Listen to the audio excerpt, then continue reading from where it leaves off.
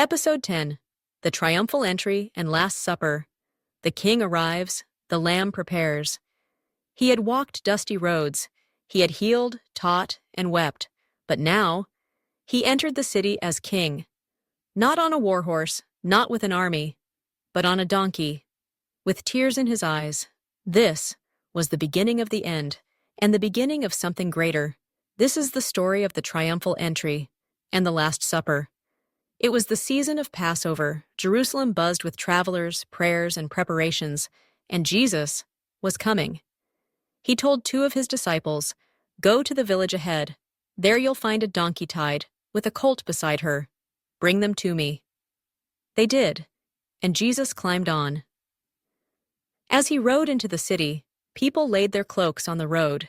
They cut palm branches and waved them with joy. They shouted, "Hosanna! Blessed is he who comes in the name of the Lord. Hosanna in the highest." But while the crowd rejoiced, Jesus wept. He looked over the city and said, "If only you had known what brings peace." Inside Jerusalem, the tension rose. Jesus entered the temple.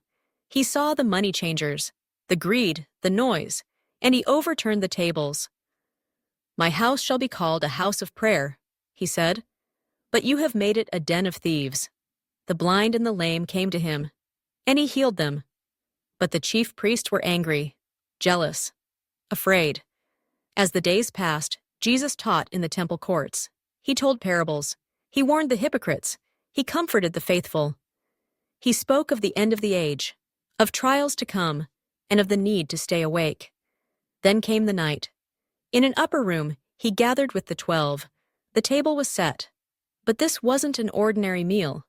He took bread, gave thanks, broke it, and said, "This is my body, broken for you. Do this in remembrance of me."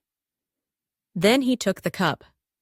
"This is my blood, the blood of the new covenant, poured out for many for the forgiveness of sins." They didn't yet understand, but soon they would. Then, the unthinkable.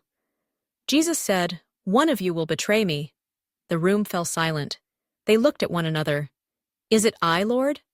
Jesus dipped the bread and handed it to Judas.